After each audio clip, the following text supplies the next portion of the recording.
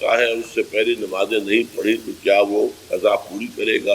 میں اس کی ضرورت محسوس نہیں کرتا. جو علماء بتاتے ہیں کہ ہر ایک نماز کے ساتھ اتنی ہی رکعتیں اور پڑھ لی جائے تاکہ پچھلی قضا میں آپ کر لیں گے تو میرے نزدیک وہ نوافل میں شمار ہو جائیں گے. لیکن یہ ہے کہ توبہ سے قبل کے تمام گناہ اللہ تعالیٰ معاف کرے. توبہ خالص ہو، صحیح ہو، شرائط حقیقی ندامت ہو، آئندہ طے ہو جائے کہ اللہ کا کوئی حکم نہیں ٹالوں اور چھوڑ دیا جائے تو پھر توبہ صحیح ہے.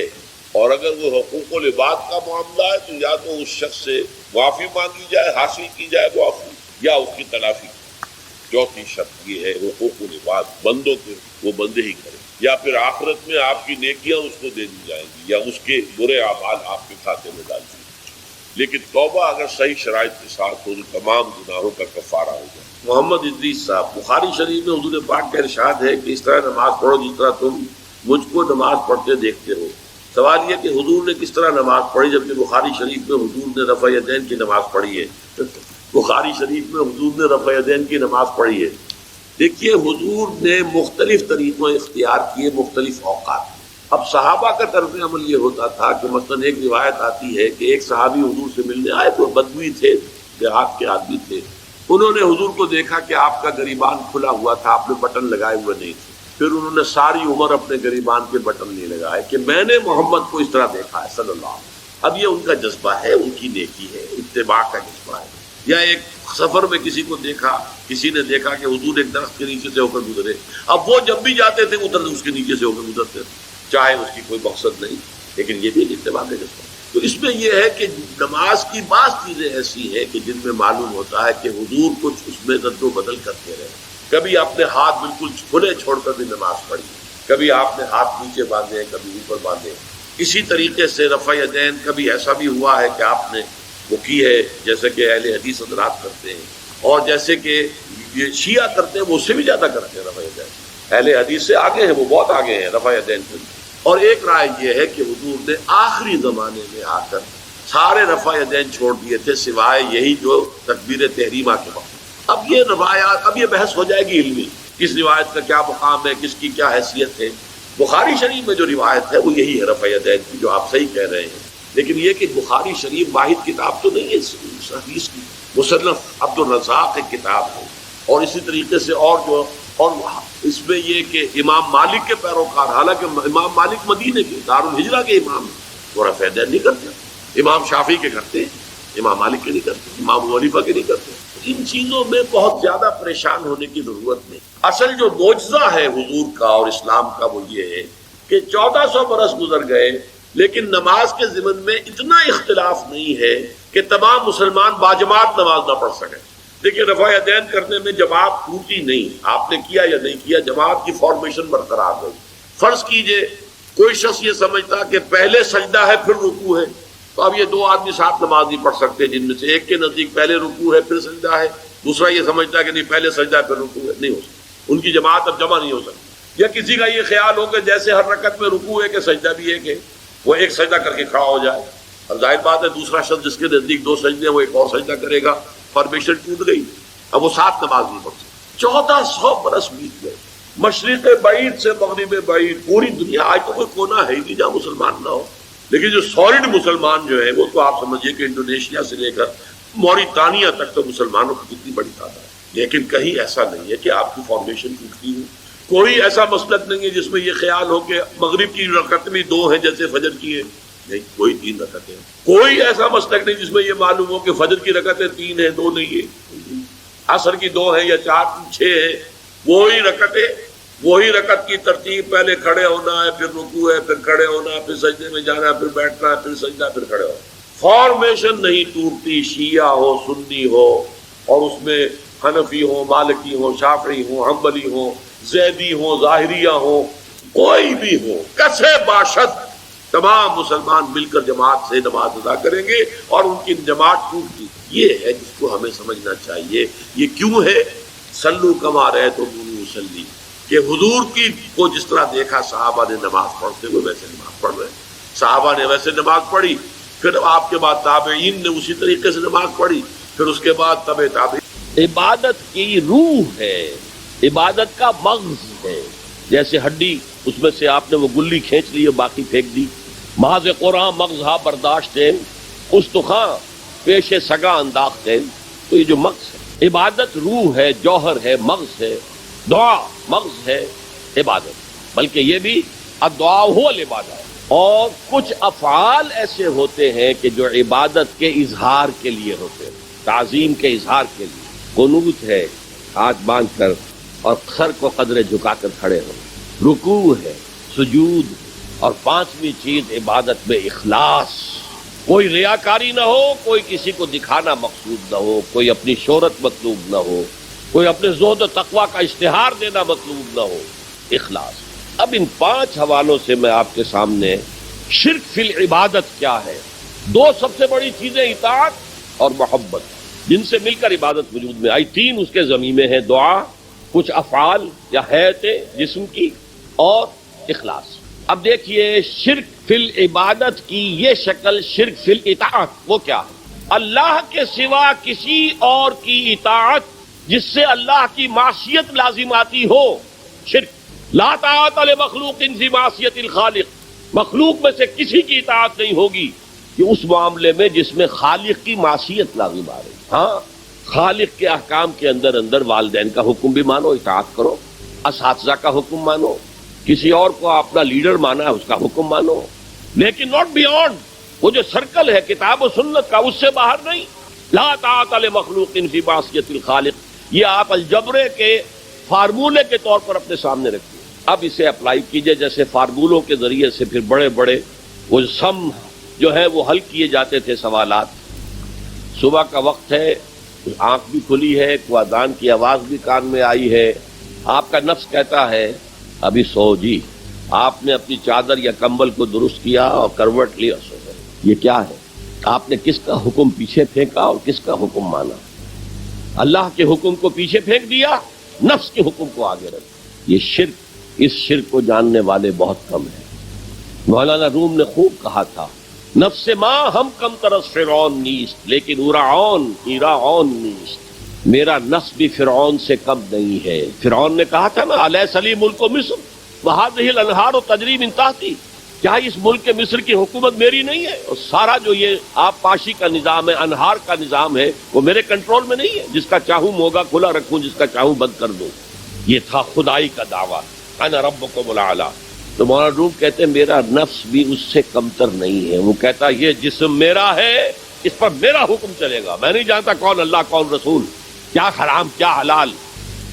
تو فرعون سے کم تو نہیں ہے میرا نفس. لیکن فرعون اس کی بہت مدد تھی، فوج تھی، لاؤ لشکر تھا، تو اس نے زبان سے بھی کہہ دیا کھل کر انا ربکم الاعلی. میں مسکین ہوں، غریب ہوں، میرے پاس کوئی طاقت نہیں ہے، میں زبان سے تو کچھ نہیں کہہ سکتا، اندر سے میرا نفس یہی کہتا. یہ نفس کی حکومت قرآن کہتا ہے. میں حیران ہوتا ہوں، 2 جگہ یہ مضمون آیا ہے. ارأیت من اتخذ الہہ ہواہ افانت تکون علیہ وکیلا. اے نبی تم نے دیکھا اس شخص کو، اس کے حال پر غور کیا جس نے اپنی خواہش نفس کو اپنا الہ بنا لیا ہے. اللہ اکبر. الہ، لا الہ الا اللہ، کلمہ توحید کا مرکزی لفظ یہاں آ رہا ہے. من اتخذ الہہ ہواہ، جس نے اپنی خواہش نفس کو اپنا معبود بنا لیا، الہ بنا لیا. افانت تکون علیہ وکیلا، کیا آپ ایسے شخص کی کوئی ذمہ داری لے سکتے ہیں؟ سود حرام ہوا کرے جی، حرام ورام، ہمارا دھندا جو ہے وہ آگے بڑھ نہیں سکتا. تو اللہ کے حکم کو پیچھے ڈالا، نفس کے تقاضے کو آگے رکھا. کون معبود ہے آپ کا؟ نام عبداللہ رکھیے، نام عبد الرحمن رکھیے، ہے عبد النفس، نفس کے بندے، نفس کے غلام. یہ میں نے یوں سمجھیے کہ جیسے میں نے ہجرت اور جہاد کی ڈیفینیشنز کی تھی. ہجرت کا بیس کیا ہے؟ پوچھا گیا ایو الہجرت افضل ہو یا رسول اللہ، اے اللہ کے رسول بتائیے سب سے اعلیٰ ہجرت کون سی ہے، افضل؟ فرمایا ان تہجر ما کرہ ربک، ہر اس چیز کو چھوڑ دو جو تمہارے رب کو پسند نہیں. آج رات ہی سے آپ ہجرت شروع کر سکتے ہیں. جائزہ لیجئے کیا کیا چیزیں میری زندگی میں خلاف شریعت ہیں، جو اللہ کو ناپسند ہے. فیصلہ کیجئے کہ آج کے بعد نہیں ہوگی. ہجرت شروع ہو گئی، افضل الہجرہ، سب سے افضل ہجرت شروع ہو گئی. لیکن ٹاپ پر لے جائیے تو یہ ہجرت جب اللہ کے دین کو قائم کرنے کی جدوجہد اس مرحلے پر آ جائے کہ اب باطل کے ساتھ ٹکراؤ ہے اور اب چاہیے کہ ساری قوت ایک مرکز پر جمع ہو جائے، ہجرت فرض کر دی گئی. وہ ہجرت گھر بار چھوڑ کر، اہل و عیال کو چھوڑ کر، اور مکے کے بھیڑیوں کے رحم و کرم پر چھوڑ کر اپنے گھر والوں کو جو لوگ ہجرت کر کے آئے، حکم تھا۔ ہجرت مدینہ فرض تھی، ہجرت حبشہ فرض نہیں تھی، صرف اجازت تھی کہ جن سے سختیاں نہیں جھیلی جا رہی مزید وہ چلے جائیں۔ تو ہجرت کا یہ ابتدائی نقطہ، انتہا یہ جہاد، المجاہد من جاہد نفسہ، جہاد تو یہاں سے شروع ہو گیا، اپنے نفس کے خلاف جہاد کرنا۔ صبح نفس نے کہا ابھی سو جاؤ، آپ نے نفس کی بات کو رکھ دیا، اپنا کمبل اٹھا کے پھینکا، اٹھے، وضو کیا، نماز کے لیے آپ مسجد چل دیے، آپ نے جہاد کیا نفس کے خلاف۔ یہ افضل الجہاد ہے، اور سب سے چوٹی اوپر یہ ہے کہ جب وہ حق و باطل کی جنگ ہو تو جان ہتھیلی پر رکھ کر میدان میں حاضر ہو جائے۔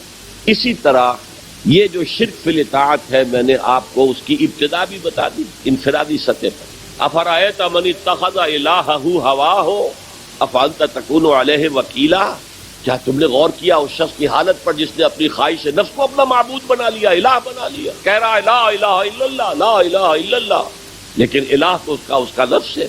اب اس کو انتہا پر لے جائیے۔ عہد حاضر کا سب سے بڑا شرک، سب سے بڑا شرک، سب سے بڑا شرک عوامی حاکمیت کا تصور ہے۔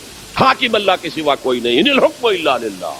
ظاہر بات ہے فرعون نے اگر دعویٰ کیا تھا میں تمہارا خدا ہوں، انا ربکم الاعلی، تو کیا اس کا مطلب یہ تھا کائنات میں نے پیدا کی ہے، تمہیں میں نے پیدا کی ہے؟ ذرا سوچیے، کیا وہ بزرگ موجود نہیں ہوں گے جنہوں نے اسے دیکھا ہو کہ آج اس کی ولادت ہوئی تھی، کل اس کی کوئی اور سیری بنی ہوئی تھی؟ یہ کیسے دعویٰ کیا تھا؟ میرا حکم چلے گا، میں نہیں جانتا، الیس لی ملک مصر، مصر کی حکومت میری ہے کہ نہیں؟ یہ دعویٰ تھا، یہ خدائی کا دعویٰ۔ کسی زمانے میں وہ فرد ہوتے تھے، نمرود ہوتے تھے، نماردہ، فراعنہ۔ جمال عبد الناصر نے نعرہ لگایا تھا نحن ابناء الفراعنہ، بڑے فخر کے ساتھ ہم فرعونوں کی اولاد ہیں۔ اور صدام نے لگایا تھا نعرہ نحن ابناء النماردہ، ہم نمرودوں کی اولاد ہیں۔ عراق کے بادشاہوں کا لقب نمرود تھا، اور مصر کے بادشاہ فراعنہ تھے، فرعون تھے۔ زمانے کا جب ارتقا ہوا ہے، اور اس میں فیصلہ کن کام جو ہے وہ حضور نے صلی اللہ علیہ وسلم، جب حضور کی حیات طیبہ کے بعد خلافت انفرادی سے اجتماعی ہو گئی۔ جب تک نبوت جاری تھی نبی ہی خلیفہ ہوتا تھا اللہ کا، اس کی ہاٹ لائن اللہ کے ساتھ وحی کی لگی ہوئی ہے، ادھر سے حکم آتا ہے وہ امپلیمنٹ کرتا ہے، جہاں اس کا حکم نہیں ہے وہ اپنا بیسٹ ججمنٹ استعمال کر کے فیصلہ کرتا ہے۔ یہی ہے وائس جیرنسی، یہی ہے خلافت، ایسنس آف خلافت یہی ہے۔ جیسے وائس رائے دلی میں ہوتا تھا، ہمارا بادشاہ یا ملکہ تو انگلستان میں ہوتی تھی، اب جو ہز میجسٹیز گورنمنٹ یا ہر میجسٹیز گورنمنٹ سے حکم آیا، وائس رائے اس میں کوئی تغیر و تبدل نہیں کر سکتا، he has to implement it as such. جہاں کوئی حکم نہیں ہے تو وہ مقام پر بیٹھا ہے، آن دی اسپاٹ ہے، حالات کو دیکھے، اور جو مملکت اور کنگڈم کی مصلحت میں سب سے بہتر نظر آئے وہ فیصلہ کر لے۔ لیکن حضور پر نبوت ختم تو خلافت کلیکٹیو ہو گئی، خلافت المسلمین۔ اگرچہ شروع میں امیر المومنین کہا جاتا تھا، کچھ عرصے کے بعد خلیفت المسلمین، یہ اصطلاح جو ہے وہ عام ہوئی۔ اسی طرح انفرادی ملوکیت کی بجائے اجتماعی ملوکیت کا تصور جو ہے شیطان نے پٹی پڑھائی۔ ابلیس کی مجلس شورا جو اقبال کی بڑی ہی یوں سمجھیے کہ اہم ترین نظموں میں سے، امت مسلمہ کے نام پیغام پر مشتمل وہ نظم جو ہے، اور وہ ان کے آخری ایام کی ہے، اور وہ ان کی زندگی میں چھپی بھی نہیں تھی، ارمغان حجاز ان کے انتقال کے بعد چھپی، جس میں آخری جو کلام تھا فارسی اور اردو دونوں کا جمع کر دیا گیا، ورنہ اس سے پہلے فارسی علیحدہ چھپتی تھی کتابیں، اردو کی علیحدہ، لیکن اب اتنا کم تھا کہ ان کے لیے علیحدہ کتابیں شائع کرنا مناسب نہیں سمجھا گیا۔ ابلیس نے مجلس شورا بلائی، ایک مجلس شورا کے جو رکن نے کہا کہ دیکھو جمہوریت کا دور آ گیا ہے، اب ہماری ابلیسیت کو تو بڑا خطرہ ہے، ابلیسی نظام تو ختم ہو جائے گا، جمہوریت توڑ دی بندوں نے آقاؤں کے خیموں کی تناب، یہ تو عوام نے جو ہے اپنے آقا بیرنز اور لارڈز اور بادشاہوں کے خیموں کی تنابیں توڑ دی، گرا دیے خیمے، یہ تو انقلاب آ رہا ہے، میرے آقا وہ جہاں زیر و زبر ہونے کو ہے، جس جہاں کا ہے فقط تیری سیاست پر مدار۔ ابلیس کیا کہتا ہے بڑے ٹھنڈے انداز میں، ہم نے خود شاہی کو پہنایا ہے جمہوری لباس، جب ذرا آدم ہوا ہے خود شناس و خود نگر۔ آج آدمی میں ایک سیلف امپورٹنس پیدا ہو چکی ہے۔ یہ بادشاہ کون ہوتے ہیں جو ہمارے سروں پر مسلط ہے، محلوں میں رہتے ہیں، عیش کرتے ہیں، جو خون پسینہ جو ہے وہ کسان کر رہا ہے، ابھی انڈسٹریل ریولوشن تو نہیں ہوا تھا، وہ ساری بات جو تھی وہ زرعی معیشت تھی، خون پسینہ وہ کرتا ہے، فصل میں سے لائنز شیئر آ کر بیرن اور لارڈ وہ لے گیا، اور اس میں سے ایک حصہ اس نے بادشاہ کو پہنچایا، ایک اپنے پاس رکھا۔ ظالمانہ نظام ہے. تو ہم نے دیکھا کہ انسانوں میں کوئی شعور پیدا ہو گیا، خود شعوری. تو ہم نے ملوکیت کو ڈھال دیا نئے سانچے میں. ہم نے خود شاہی کو پہنایا ہے جمہوری لباس. وہ گندگی جو فرعون کے سر پر ٹنوں کے حساب سے رکھی ہوئی تھی، ہم نے کہا تولا تولا سب میں تقسیم کر دو، ایک ایک ووٹ سب کے ہاتھ میں دے دو اور کہہ دو تم حاکم ہو. ہم نے خود شاہی کو پہنایا ہے جمہوری لباس. جب ذرا آدم ہوا ہے خود شناس و خود نگر. تو نے کیا دیکھا نہیں مغرب کا جمہوری نظام؟ چہرہ روشن اندرون چنگیز سے تاریک تر. It is the dictatorship of the capitalist, جسے جمہوریت کا نام دیا جا رہا ہے. کھیل ہے، تماشا ہے. تو آج کی دنیا کا سب سے بڑا شرک اسے کوئی جانتا ہی نہیں. وہ شرک فی العقیدہ ان کو معلوم ہے، اور اس کے اوپر فتوے بھی وہ لگا دیں گے. کوئی قبر کے سامنے کھڑے ہو کر کوئی دعا کر رہا ہے، کسی کو رکوع کر لیا، کسی نے سجدہ کر لیا، تو خیر ٹھیک ہے، وہ تو ایک شرک جلی ہو رہا ہے، وہ تو معلوم ہے، اس کی نفی ہو رہی ہے. لیکن یہ وہ تھے شرک جو پہلے تھے. آج کا شرک بالکل اور ہے. آج کا شرک دو میں گنوا دیتا ہوں آپ کو. ایک ہے عوامی حاکمیت کا تصور، ایک ہے مادہ پرستی کا تصور. مادے پر سارا توکل اور اعتماد ہے. اللہ پر کہاں توکل رہا، کہاں اعتماد رہا. میٹیریلزم یہ ایک مذہب ہے، یہ ایک فلسفہ ہے. بہرحال اطاعت کے ضمن میں شرک فی الاطاعت کیا ہے؟ انفرادی سطح پر نفس پرستی، نفس کو اپنا معبود بنا لینا. اجتماعی سطح پر عوام کی حاکمیت، بدترین شرک. اب آئیے محبت، شرک فی المحبت کیا ہے؟ اگر کسی بھی شے اور کسی بھی انسان کی محبت اللہ کی محبت سے بڑھ جانا تو دور کی بات ہے، برابر بھی آ کر ہم نشین ہو گئی، بیٹھ گئی، تو یہ شرک ہے. والذین آمنوا اشد حبا للہ. جب تک اشد محبت آپ میں اللہ کی نہیں ہوگی، اگر کوئی اور شے محبوب ہے تو من الناس من یتخذ من دون اللہ اندادا یحبونہم کحب اللہ. لوگوں میں سے ایسے بھی ہیں جنہوں نے اللہ کو چھوڑ کر کسی اور چیزوں کو مد مقابل بنا لیا ہے. ان سے وہ محبت کرتے ہیں جو اللہ سے کرنی چاہیے تھی. توحید کا تقاضا ہے لا محبوب الا اللہ، لا مطلوب الا اللہ، لا مقصود الا اللہ. مقصود و مطلوب اور محبوب حقیقی اللہ کے سوا کوئی. اور وہ آیت میں آپ کو سنا چکا ہوں، سورہ توبہ کی آیت نمبر 24، انتہائی لرزا دینے والی آیت. قل ان کان آباؤکم وابناؤکم واخوانکم وازواجکم وعشیرتکم واموال اقترفتموها وتجارۃ تخشون کسادها ومساکن ترضونها احب الیکم من اللہ ورسولہ وجہاد فی سبیلہ فتربصوا حتی یاتی اللہ بامرہ واللہ لا یہدی القوم الفاسقین. اے نبی ان کے کان کھول دیجئے، اچھی طرح سنا دیجئے کہ اے لوگو، اے ایمان کے دعوے دارو، اگر تمہیں اپنے باپ، اپنے بیٹے، اپنے بھائی، اپنی بیویاں یا بیویوں کے لیے شوہر اور اپنے رشتہ دار اور اپنے وہ مال جو بڑی محنت سے کما کر کھتے بھرے ہوئے ہیں اور اپنی وہ تجارت جس کی کساد بازاری کا تمہیں اندیشہ رہتا ہے مندہ نہ ہو جائے، اور اپنے وہ محل، اپنی حویلیاں جو تم نے تعمیر کی ہیں اور بہت تمہیں محبوب ہیں، انہیں خوب فرنش کیا ہے، اگر یہ 8 چیزیں محبوب تر ہیں اللہ سے اور اللہ کے رسول سے اور اللہ کی راہ میں جہاد سے، تو جاؤ دفعہ ہو جاؤ، وہاں بیٹھ کر انتظار کرو یہاں تک کہ اللہ اپنا فیصلہ سنا دے. اور اللہ ایسے فاسقوں کو کبھی ہدایت نہیں دے. 8 چیزیں اقبال نے بہت خوب کہا ہے. یہ مال و دولت دنیا، یہ رشتہ و پیوند.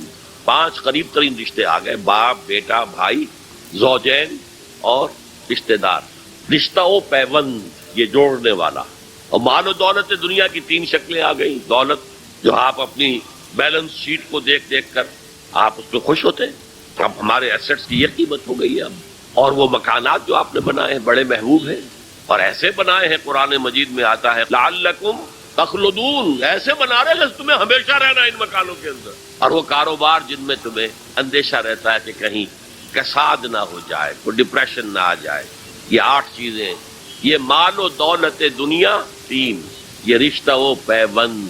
بتان وہم و گما لا الہ الا اللہ، یہ سب وہم و گمان کے بت ہیں جن کی پرستش میں تم لگے ہوئے. ان سب کی پرستش چھوڑو تو لا الہ الا اللہ کا حق ادا ہو. اب اس اصول کو بھی اپلائی کرنا شروع کیجیے. آئیے انڈیویجول لیول پر دولت کی محبت. اگر آپ کو دولت کی محبت آمادہ کرتی ہے کہ اللہ کے حدود کو پامال کریں، حرام ذرائع استعمال کریں، دولت آنی چاہیے، حلال سے ہو، حرام سے ہو، جائز ہو، ناجائز سے ہو، بائی ہوک اور بائی کروک دولت آنی چاہیے. تو آپ کی محبوب حقیقی کون ہوئی؟ دولت۔ یہ دولت آپ کی معبود ہے۔ کون بڑے سے بڑا موحد اس شرک کا احساس رکھتا ہے؟ اور حضور نے اس قدر کلیئر فرمایا ہے، تعس عبد الدینار و عبد الدرہم، ہلاک ہو گیا یا ہلاک ہو جائے۔ یہ کلام خبریہ ہے یا یہ بددعا ہے؟ تعس عبد الدینار و عبد الدرہم، درہم و دینار کا بندہ ہلاک ہو جائے۔ نام عبد الرحمن ہے، حقیقت میں عبد الدینار ہے، عبد الدرہم ہے۔ درہم و دینار آنے چاہیے، جائز سے یا ناجائز سے، حلال سے یا حرام سے، صحیح سے یا غلط سے، بائی حق اور بائی پروف۔ تو معبود کون ہوا؟ ہمارے ہندو بھائیوں نے کیا کیا؟ لکشمی دیوی دولت کی دیوی ہے، اس کی پوجا کرتے کس لیے؟ مطلوب کیا ہے؟ دولت۔ اس کی پوجا وہ خوش ہو جائے تو دولت ملے گی۔ ہم نے کہا ہٹاؤ جی اس دیوی کو بیچ میں سے، ہم براہ راست ہی پوج لیں گے۔ بس یہی تو فرق کیا ہے نا۔ عبد الدینار و عبد الدرہم، یہ ہے انفرادی سطح پر شرک فی المحبت، جو روح عبادت ہے، جو عبادت کی جان ہے، محبت، غایت الحب ما غایت الذل والخضوع۔ اور ٹاپ پر لے آئیے، آج کی دنیا اجتماعیت کے میدان میں، اگرچہ اب زمانہ بدل رہا ہے، لیکن تقریباً 1 صدی سے نیشن سٹیٹس، وطن کی بنیاد پر قومیت، وطن محبوب ترین شے، جو شے میرے وطن کے لیے صحیح ہے وہ میں کروں گا، چاہے وہ غلط ہو، وہ حرام ہو، اللہ کے قانون کے خلاف ہو، لیکن میرے وطن کے لیے ہوگا۔ وطن زندہ باد۔ یہ وطن پرستی، اس وطن پرستی کے مذہب کی ایک نماز بھی ہے۔ ترانہ ہو رہا ہے تو کھڑے ہو جاؤ، قنوت، کھڑے ہو جانا عبادت کا حصہ ہے، اس کا جھنڈا سلامی دو۔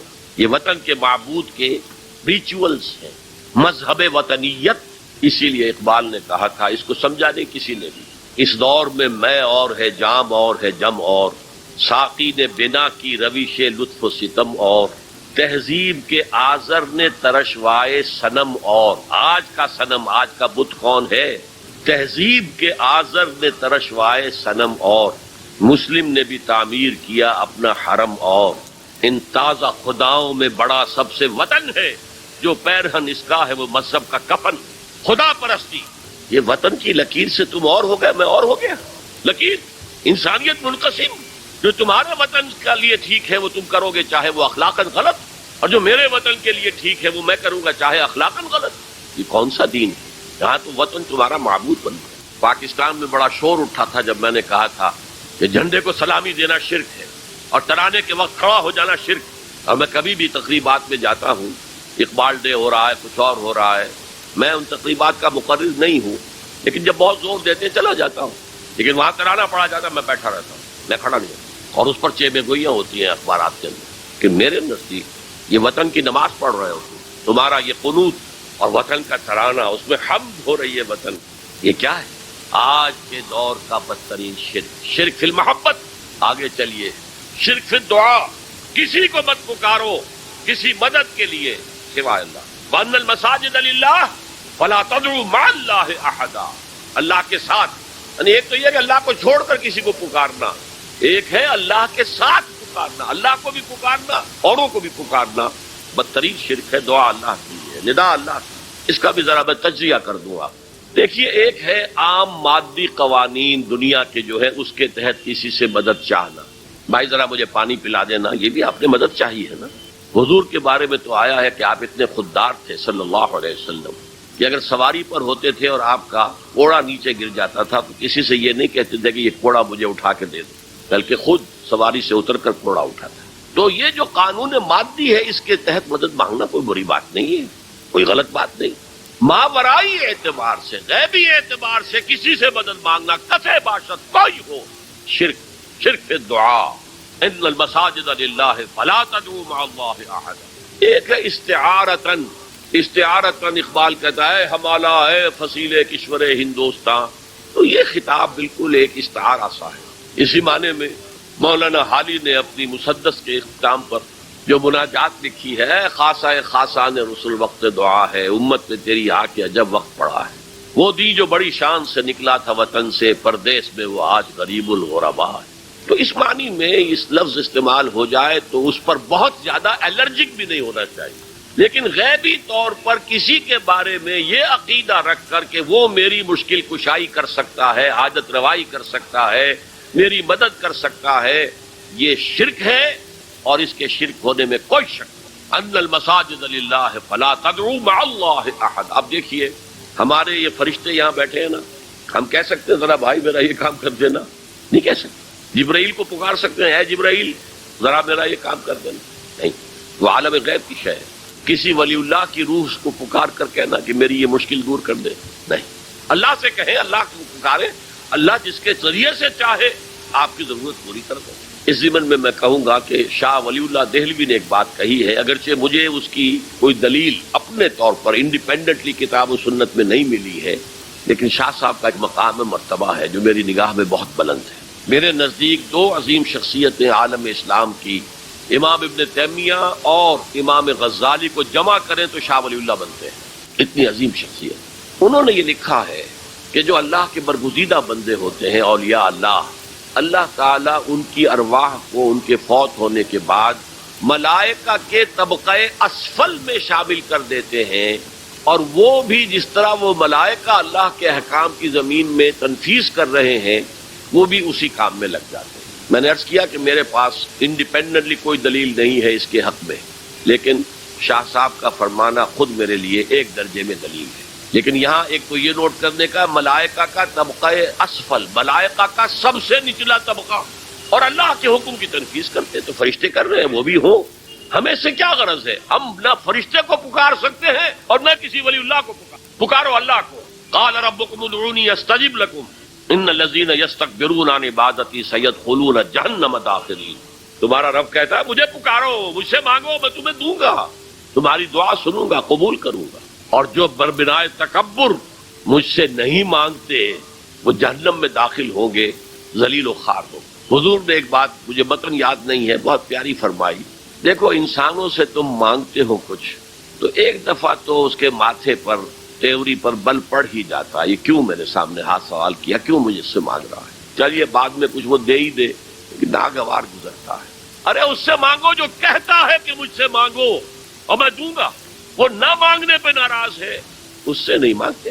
رات کے آخری ساعتوں میں، یا جسے آپ کہتے ہیں the small hours of the morning, حدیث میں آتا اللہ نزول اجلال فرماتے، جس کو ہم نہیں جانتے کیسے نزول ہوتا ہے. ذات باری تعالیٰ اور اس کے متعلقات کے بارے میں جو بات آ گئی قرآن میں حدیث میں وہ ہم مانتے ہیں. کیسا یہ ہم نہیں جانتے، اس کا ہاتھ ہے کیسا ہے ہم نہیں جانتے، اس کا چہرہ ہے کیسا ہے ہم نہیں جانتے، اس کی ساق ہے، اس کی پنڈلی ہے کیسی ہے ہم نہیں جانتے. وہ سنتا ہے کیسے سنتا ہے ہم نہیں جانتے، کیا اس کے کان ہیں، کیا اسے بھی ساؤنڈ ویوز کی ضرورت ہے سننے کے لیے.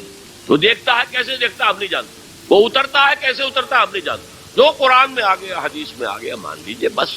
باقی یہ متشابہات میں سے ہے، اس کی کھوج کرید میں پڑو گے تو فتنے میں مبتلا ہو جاؤ. ابتغاء الفتنۃ وابتغاء تاویلہ. لہذا حدیث میں آتا ہے کہ رات کے آخری ساعتوں میں اللہ سمائے دنیا تک نزول فرماتے ہیں اور پھر ندا لگتی ہے حل من سائل فاعطیہ، ہے کوئی سوال کرنے والا مانگنے والا کہ میں اسے دوں. حل من مستغفر فاغفر لہ، ہے کوئی گناہوں کی معافی چاہنے والا کہ میں اسے معاف کر دوں. ہم انٹا غفیل سو رہے، ہم تو مائل بکرم ہے، کوئی سائل ہی نہیں. راہ دکھلائیں کسے، رہنم منزل ہی نہیں، راہ کسے دکھائیں. اللہ کے راستے پر چلنے کا فیصلہ کرو، اللہ کی راہ میں جہاد کا فیصلہ کرو، پھر اللہ راستہ کھولے گا. والذین جاہدوا فینا لنہدینہم سبلنا. وہ لوگ کہ جو ہمارے راستے میں جہاد کریں، محنت کریں، مشقتیں کریں، ہم لازماً ان پر اپنے راستے کھولتے چلے جائیں. تو دعا شرک فی الدعا، مانگو صرف اللہ سے، اللہ سے، اللہ سے.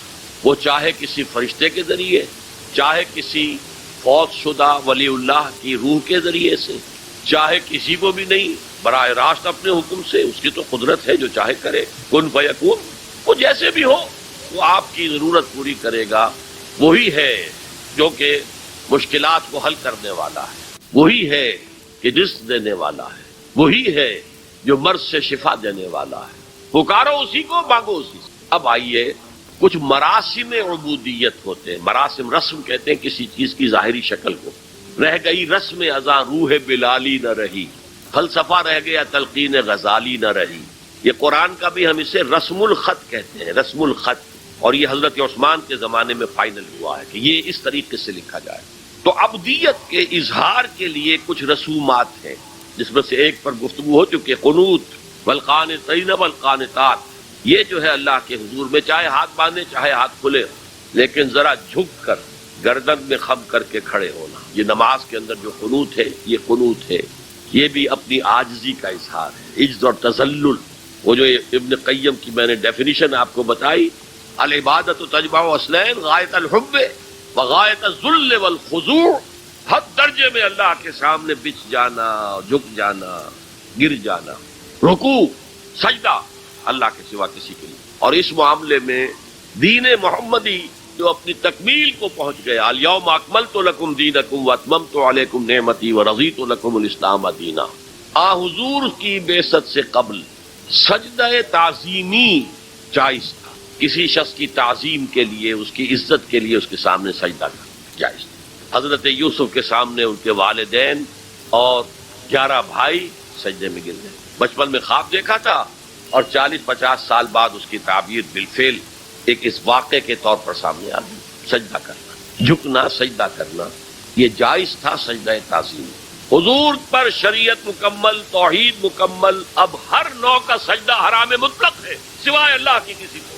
ہمارے مسلمانوں نے بھی اپنے دور ملوکیت میں سجدہ تعظیمی شروع کرا، عدالت کے اندر بادشاہ کے دربار میں جا رہے تو سجدہ سر جھکا کر رکوع کی حالت میں، یا آپ کے پڑوس میں جو حیدرآباد کی ریاست تھی سلام کیسے کرتے تھے، کتنے جھکتے تھے، اور پھر وہ جھک کر وہ سلام ہو رہے ہیں، یہ مشرکانہ فعل ہے۔ مغلیہ دربار میں بھی تھا، شیخ احمد سرہندی رحمۃ اللہ علیہ نے کہا غلط ہے، حرام ہے، جائز نہیں۔ دربار میں شکایت پہنچ گئی، آخر مخبری کرنے والے بھی تھے، حاسد بھی تھے، وَمِن شَرِّ حَاسِدٍ إِذَا حَسَدَ، طلبی ہو گئی، بلایا گیا دربار میں حاضری، اور ایسا اہتمام کیا گیا کہ جب حضرت مجدد آگے آئیں بادشاہ تک جانے کے لیے تو درمیان میں ایک دیوار سی حائل کر کے اس میں کھڑکی کھول دی کہ اس میں سے جھک کر گزریں گے نا تو رکوع کسی درجے میں تو ہو جائے گا۔ رکوع بھی سجدے ہی کی ایک شکل ہے، سجدے کا ہاف کہہ لیجیے، لیکن یہ کہ جب آیات سجدہ آتی ہے قرآن مجید میں تو عام نمازوں میں میں دیکھتا ہوں کہ وہ آیات سجدہ والی آیات پڑھی نہیں جاتی، حالانکہ ان کی ایک خاص کیفیت ہے۔ تراویح میں تو پڑھی جاتی ہے لیکن پہلے بتا دیتے ہیں کہ یہ دوسری رکعت میں یا پہلی رکعت میں سجدہ آ رہا ہے تو لوگ تیار ہوتے ہیں۔ رکوع بھی اگر فوراً ہو جائے آیت سجدہ کے بعد تو اس سے بھی اس سجدے کا حق ادا ہو جاتا۔ بہرحال حضرت شیخ مجدد رحمت اللہ علیہ دربار میں آئے تو اس کھڑکی میں سے پہلے پاؤں گزارے، پھر اپنا سر نکالا، پھر جیل میں ڈال دیے گئے، کوئی پرواہ نہیں۔ حاضر ہوا میں شیخ مجدد کی لحد پر، وہ خاک کے ہے زیر فلک مطلع انوار، گردن نہ جھکی جس کی جہانگیر کے آگے، جس کی نفس گرم سے ہے گرمی احرار، وہ ہند میں سرمایہ ملت کا نگہباں، اللہ نے بر وقت کیا جس کو خبردار۔ دین الہی، دین محمدی کے خاتمے کا اعلان تھا۔ اب بڑے بڑے مولویوں نے یہ اکبر کو سبق پڑھایا تھا، بڑے مولوی، درباری مولوی، انہوں نے سبق پڑھایا تھا۔ اللہ کا ایک دن 1000 برس کا ہوتا ہے، اور اللہ کا ہر معاملہ 1000 سال تک ہوتا ہے۔ اب 1000 سال ہو گئے محمد کی رسالت کو، ان کی رسالت کا دور ختم صلی اللہ علیہ وسلم۔ اب دوسرا 1000 سال، اسی لیے الف ثانی کہتے ہیں نا، الف ہزار کو کہتے ہیں، الف ثانی، یہ دوسرا 1000واں سال جو شروع ہو گیا ہے، اس میں ایک نئے دین کی ضرورت ہے، وہ دین اکبری ہے، دین الہی ہے۔ اور دین الہی کیا تھا؟ یہ ایک بہت بڑی سیاسی تدبیر تھی، اصل میں بہت بڑی سیاسی تدبیر، اور اس کا ظہور بعد میں بھی ہوا ہے ہندوستان کی سرزمین میں۔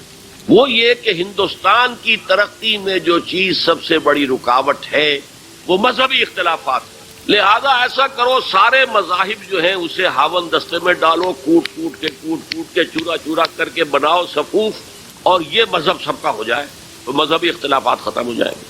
دوسری بات ان کی سمجھ میں یہ آ گئی کہ اصل میں اختلاف رسالت اور شریعت کی بنیاد پر ہوتے ہیں، لہذا دین الہی بس خدا کو مانو، بس رسالت وغیرہ کو چھوڑو، خدا تو سب کا رب ہے، اسے آپ پرماتما کہہ لیں، مہادیو کہہ لیں، جو چاہے کہہ لیں، اللہ کہہ لیں، رام کہہ لیں، قُلِ اللَّهَ وَالرَّحْمَٰنُ أَيَّمَّا تَدْعُوا فَلَهُ الْأَسْمَاءُ الْحُسْنَىٰ۔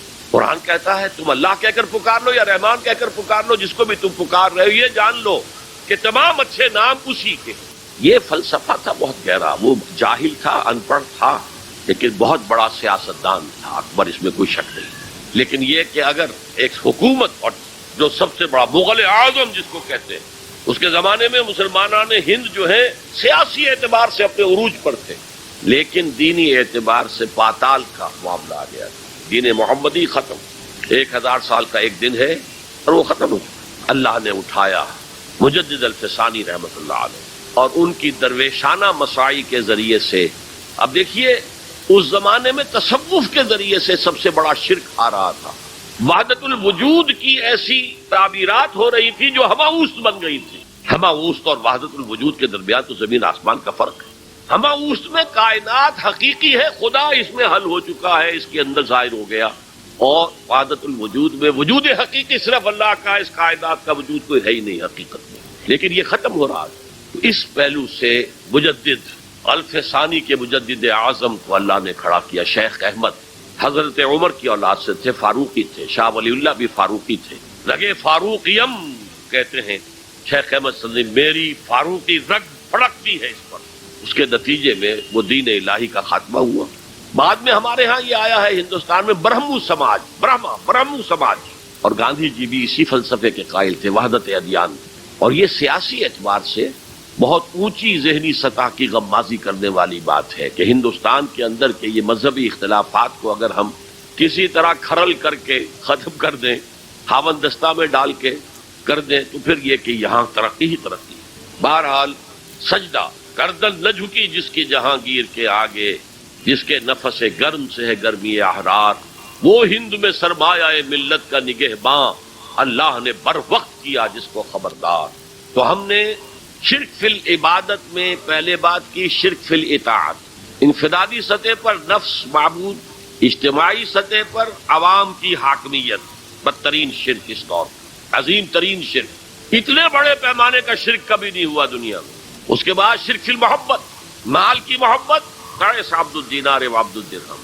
وطن کی محبت یا کسی اور شے کی محبت، اگر وہ اللہ کی محبت کے برابر بھی آ جائے، بڑھ جائے تو اور بھی بڑی بات کہنی پڑے گی. لیکن ہمارے پاس شرک سے اوپر کی اصطلاح کوئی نہیں. پھر شرک دعا، اللہ کے سوا کسی اور سے حاجت روائی کے لیے، مشکل کشائی کے لیے پکارتا کسی. پھر شرک فی المراسم العبودیہ، قنوت ہے، رکوع ہے، سجود ہے. یہ ذل والخضوع کی، کسی کے سامنے جھک جانے کی ایک علامت ہے، سمبل. اب آخری ہے اس میں اخلاص، اور اخلاص کی ضد کیا ہے؟ ریاکاری. کوئی عبادت اگر دکھاوے کے لیے کی جائے وہ شرک، یہ شرک خفی کہلاتا ہے. مال کی محبت کا شرک بھی شرک خفی ہے، نفس کی اطاعت کا شرک بھی شرک خفی ہے، اور یہ سب سے خفی شرک ہے. حضور نے فرمایا صلی اللہ علیہ وسلم، من صلی یرائی فقد اشرکا ومن صام یرائی فقد اشرکا ومن تصدق یرائی فقد اشرکا. جس نے دکھانے کے لیے نماز پڑھی اس نے شرک کر لیا. جس نے دکھاوے کے لیے روزہ رکھا اس نے شرک کر دیا. جس نے دکھاوے کے لیے خیرات کی، صدقات دیے، وہ شرک کر دیا. قد اشرکا، قد اشرکا. یہ عربی کے مزاج سے واقفیت ہو، فعل ماضی پر قد جو ہے تو وہ پرفیکٹ ٹینس بن جاتا ہے، کر چکا، وہ شرک میں ملوث ہو چکا. من صلی یرائی فقد اشرکا ومن صام یرائی فقد اشرکا ومن تصدق یرائی فقد اشرکا. اور تجزیہ کر کے یہاں تک بتایا کہ اگر کوئی شخص نماز پڑھ رہا ہو اور جب وہ یہ دیکھے کہ کوئی اسے دیکھ رہا ہے تو اپنے سجدے کو طویل کر دے تو یہ شرک ہے. فرض کیجئے 5 سیکنڈ کا سجدہ وہ کر رہا تھا، اب اس نے 7 سیکنڈ کا کیا ہے. یہ 2 سیکنڈ کس کے لیے؟ اس ایک سجدے کے 2 مسجود ہو گئے. وہ 5 سیکنڈ کا سجدہ تو اللہ کے لیے، 2 اس کے لیے شرک ہو گئے. ایک اور بات فرمائی صلی اللہ علیہ وسلم، شرک خفی کو پہچاننا اور دیکھنا اتنا ہی مشکل ہے جتنا کہ کسی سیاہ شب میں، تاریک رات میں، کسی سیاہ پتھر پر چلنے والی سیاہ چیونٹی کو دیکھنا مشکل ہے. تشبیہ کا بلاغت اور فساد کی انتہا ہے. جیسے میں نے عرض کیا تھا کہ ایک جوڑے کی 2 جوتیوں کے مابین جو مشابہت ہے، امت مسلمہ اور سابقہ امت بنی اسرائیل کی، ان کے اوپر جو حالات وارد ہوئے ان میں وہی مشابہت. تاریک شب ہے، سیاہ پتھر ہے، اس پر سیاہ چیونٹی رینگ رہی ہے. جتنا اس کو دیکھنا مشکل ہے اتنا ہی شرک خفی کو پہچاننا. کدھر کدھر سے آپ پر حملہ آور ہو جائے گا، کدھر کدھر سے آ کر آپ کی عبادت میں، آپ کی توحید میں نقب لگائے گا، اس کا آپ کو اندازہ ہو نہیں سکتا. بڑا مشکل ہے، بہت زیادہ چوکس رہنے کی ضرورت. اور اس کا علاج بتایا گیا ہے خاص طور پر عبادات کے ضمن میں کہ کچھ نہ کچھ عبادت نفل بھی کی جائے، اور نفل عبادت اس طور سے کی جائے کہ کسی کو پتہ نہ چلے. اب ہمارا حال یہ ہو گیا ہے کہ ساری، اگر کوئی عشاء کی 17 رکعتیں پڑھتا ہے، سب کی سب مسجد میں پڑھتا ہے. حالانکہ صحابہ کے دور میں مسجد تھی فرائض کی ادائیگی. باقی جا کر نماز گھر میں پڑھو گے وہ افضل ہے. اور نوافل تو خاص طور پر اگر کسی کو تہجد کی توفیق ہو گئی ہے تو کسی نہ کسی طرح ڈھڈورا پیٹے گا. اسے جی کیا کریں بس رات کو جاگنا ہوتا ہے, طبیعت جو ہے بڑی بھاری رہتی ہے. ہو گیا اپنا ڈھڈورا پیٹ دیا. تو اس سے تو مرض اور دو آتشہ ہو جائے گا, ریاکاری اور بڑھ جائے گی. اسی طریقے سے صدقات نافلہ فرمایا ایسے دو کہ داہنا ہاتھ جو کچھ دے بائیں ہاتھ کو پتہ نہ چلے, کسی کو پتہ نہ چلے. اس سے وہ ریاکاری کی جڑیں کٹتی ہیں. ریاکاری کی جڑیں جو ہیں دل کے اندر سے کٹتی ہیں. یہ علاج ہے ریاکاری کا, لیکن ریاکاری شرک. اب میں آخری بات پر آ رہا ہوں.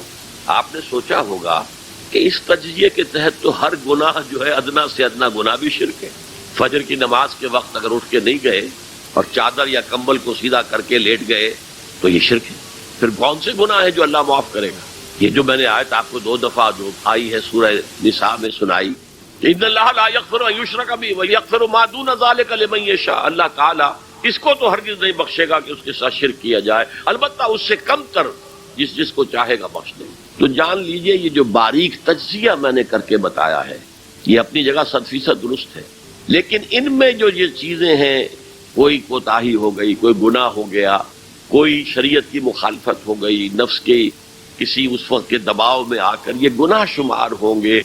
اگر یہ آپ کی طبیعت ثانیہ نہ بن جائے, اگر یہ آپ کی سیکنڈ نیچر بن گئے تو ایک گناہ بھی ساری تباہی لانے کے لیے کافی ہے. اگر آپ نے ڈیرے ڈال دیے, غلطی ہو گئی, معافی مانگو, توبہ کرو, استغفار کرو, اللہ صاف کر دے گا. نہیں کرو گے تو پھر ایک گناہ پر بھی دوام اگر ہو گیا اور اس گناہ نے ایک نے بھی تمہارا احاطہ کر لیا تو وہ جہنم میں خلود کی وعید قرآن میں آئی ہے. بلا من کسب سیئۃ وَأَحَاطَتْ بِهِ خَطِیَّتُهُ فَأُولَٰئِکَ أَصْحَابُ النَّارِ ہُمْ فِیہَا خَالِدُونَ. کیوں نہیں جس نے کوئی ایک بھی بڑا گناہ, چھوٹا نہیں, یہ چھوٹے چھوٹے گناہ جو ہوتے رہتے ہیں, گناہ کبیرہ لمم جن کو کہا گیا ہے, اس کی اللہ تعالیٰ کے ہاں پکڑ نہیں ہے. بلکہ وضو کرتے ہیں تو ہاتھوں کے اس طرح کے گناہ وہ دھل جاتے ہیں, آنکھوں کے گناہ دھل جاتے ہیں.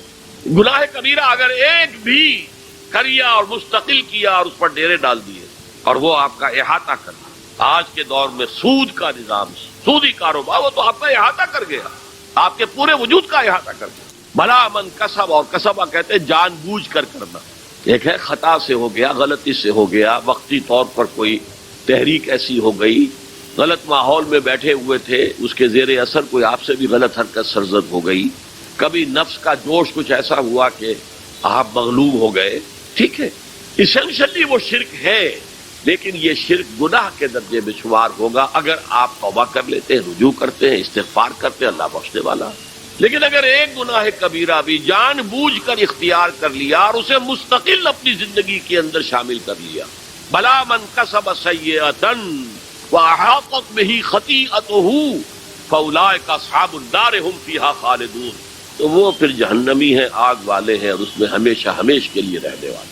شرک فی ذات کے ضمن میں نے عرض کیا تھا کہ سورہ اخلاص جامع ترین اس کی نفی پر ہے, اور شرک فی صفات کی کامل نفی پر آیت الکرسی.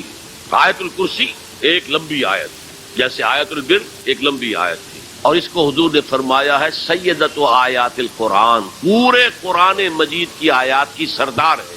اور یہ شرک فی صفات کے ضمن میں یہ شمشیر قاطع ہے, شمشیر برہان ہے. اللہ لا الہ الا هو الحی القیوم, یہ وہی ہے. قل هو اللہ احد اللہ الصمد الحی, اللہ زندہ ہے, لیکن اس کی زندگی کو اپنی زندگی پر قیاس نہ کرنا. تمہیں خوراک کی احتیاج ہے, اسے کوئی ضرورت نہیں. ما ارید منہم من رزق وما ارید ان یطعمون, مجھے کوئی احتیاج نہیں کہ مجھے کوئی رزق پہنچائیں, رزق دیں, مجھے کھلائیں, مجھے کوئی ضرورت نہیں. پھر تمہاری حیات نیند, اونگ, تھکان, ان تمام کمزوریوں کے ساتھ ہے. وہ الحی ہے, اپنی ذات میں خود زندہ ہے, حیات اس کی ذاتی ہے, کسی اور نے عطا نہیں کی ہے. ہماری تو مستعار ہے, عمر دراز مانگ کے لائے تھے, 4 دن 2 آرزو میں کٹ گئے, 2 انتظار میں. اور القیوم بقیہ پوری کائنات کے لیے وہی ہے, اس کو تھامے ہوئے ہے. لا تاخذہ سنۃ ولا نوم, الحی, حیات کامل, کہ اس کو نہ نیند آتی ہے نہ اونگ آتی. لہو ما فی السماوات و ما فی الارض, آسمان اور زمین میں جو کچھ ہے اسی کی ملکیت ہے. تم کسٹوڈینز ہو, تم امین ہو, این امانت چند روزہ نزد ماست, در حقیقت مالک شے ہر شے خداست. یہاں تک کہ یہ میرا جسم بھی میرے پاس امانت ہے. میں کون ہوں؟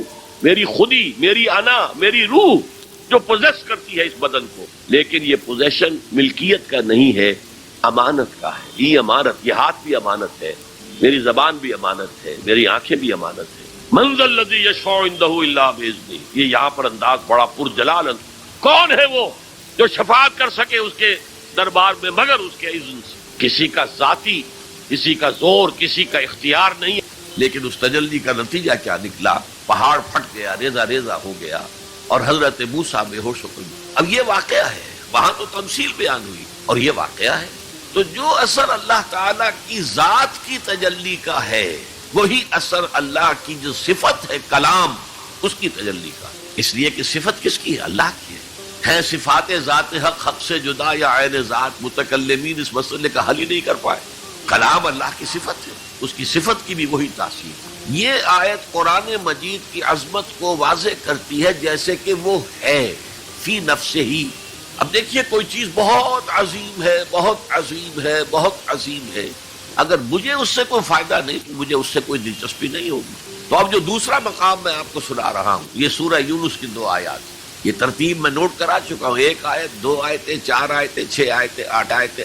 فرمایا یا ایھا الناس قد جاءتکم موعظۃ من ربکم وشفاء لما فی الصدور وہدی ورحمۃ للمؤمنین قل بفضل اللہ وبرحمتہ فلذلک فلیفرحوا ھو خیر مما یجمعون. اے لوگو، تمہارے پاس آ گئی ہے نصیحت، موعظت تمہارے رب کی طرف سے. وہ صرف موعظت نہیں ہے، سینوں کے اندر جو روگ ہیں، جو امراض ہیں، ان کا علاج بھی ہے، شفا بھی. شفاء لما فی الصدور. تیسرے درجے میں وہ ہدایت ہے، وہ بتاتی ہے کدھر جاؤ کدھر نہ جاؤ. جیسے آپ نے دیکھا ہوگا پہاڑی راستوں پر قدم قدم کے اوپر کوشن ہوتا ہے، یہاں سپیڈ کم کر لو ورنہ تم کسی کھائی میں جا گرو گے. تو یہ ہدایت کیا ہے؟ دیکھو ادھر مت جانا، ادھر جاؤ، اگر ادھر جاؤ گے تمہارا سارا معاملہ تلپٹ. یہ ہے ہدایت. اور جو چیز دنیا میں ہدایت ہے وہ آخرت میں رحمت ہے. ہدی ورحمۃ للمؤمنین. اب میں چاہتا ہوں ان 4 الفاظ میں جو ربط ہے اسے سمجھیں. دیکھیے اگر کسی ایسی زمین پر بارش برسے جو اوپر سے بہت سخت ہے تو پانی بہہ جائے گا، زمین میں جذب نہیں ہوگا تو کوئی رویدگی پیدا نہیں ہوگی. اگر دل سخت ہے تو قرآن مجید ان پر کوئی اثر نہیں کرے. اس کے لیے سب سے پہلے موعظہ کی ضرورت ہے، واعظ کی ضرورت ہے، نصیحت کی ضرورت ہے تاکہ دل نرم پڑ جائے. انسانی دل جب سخت ہوتے ہیں تو ان کی سختی چٹانوں سے زیادہ ہوتی ہے. سورہ بقرہ میں فرمایا ثم قست قلوبکم فہی کالحجارۃ او اشد قسوہ. یہودیوں سے خطاب ہے. ثم قست قلوبکم من بعد ذلک فہی کالحجارۃ او اشد قسوہ. اے بنی اسرائیل، تمہارے اس طرز عمل کے نتیجے میں تمہارے دل سخت ہو گئے اور اب وہ پتھروں سے زیادہ سخت. لہذا سب سے پہلے ضرورت کیا ہے؟ دل کی زمین کو نرم کیا جائے، اس میں حل چلایا جائے. یہ کام ہے موعظہ کا، واعظ کا، نصیحت کا. ہمارے معاشرے میں کسی زمانے میں واعظ کا بڑا رواج تھا. آج کل یہ چیز ختم ہے، بلکہ واعظ کو گھٹیا بات سمجھا جاتا ہے. بھائی کوئی عقلی بات کرو، کوئی علمی بات کرو، تم تو واعظ کہہ رہے ہو. گویا کہ واعظ گھٹیا چیز ہے. نہیں، واعظ سے دل میں رقت پیدا ہو، نرمی پیدا ہو. تو قرآن مجید ہی سب سے بڑا موعظہ ہے. ہم نے بدقسمتی سے کیا کیا، جب واعظ کہے جاتے تھے تب بھی مثنوی مولانا روم سے، ضعیف احادیث سے. واعظ دستاں زنو افسانہ بند. واعظ بڑے اونچے اونچے ہاتھ چلا کر اور افسانہ جو ہے بیان کر رہا ہے، لیکن اس کا حال کیا ہے؟ از خطیب و دیلمی گفتار اوست با ضعیف و شاذ و مرسل کار اوست. وہ خطیب بغدادی یا دیلمی کی جو احادیث ہیں، جو سب سے گھٹیا درجے کی کتاب حدیث کی، سب سے کم تر درجے کی کتاب حدیث کی، ضعیف کتابوں کے یوں سمجھیے کہ بہت بڑے مجموعے، وہاں سے وہ حدیثیں لا رہا ہے. الضعیف و شاذ و مرسل کار ہو، ضعیف حدیث، شاذ حدیث، مرسل حدیث سے وہ بیان کر رہا ہے. قرآن سے اس کا کوئی تعلق. قرآن مجید سب سے بڑا واعظ ہے. یا ایھا الناس قد جاءتکم موعظۃ. یہ دل کو جب نرم کرتا ہے تو پھر اس میں جذب ہوتا ہے. یہ سیکنڈ سٹیپ ہے اس کا. اور جب دل میں جذب ہوگا تو دل کے اندر کی بیماریوں کو دور کر دے گا. دل کے اندر کی بیماریاں کون سی ہیں؟ تھرومبوسس نہیں، انجائنا نہیں، وہ اور ہے. وہ دل کی بیماریاں جن کے لیے قرآن شفا ہے، وہ ہے تکبر، حسد، حب مال، حب دنیا، حب جاہ، حب شہرت، یہ ہیں وہ چیزیں کہ جو اصل ہیں، جو دل کے امراض ہیں، ان سب کو جڑ سے نکال کر پھینک دے گا قرآن حکیم۔ یا ایھا الناس قد جاءتکم موعظۃ من ربکم وشفاء لما فی الصدور وہدی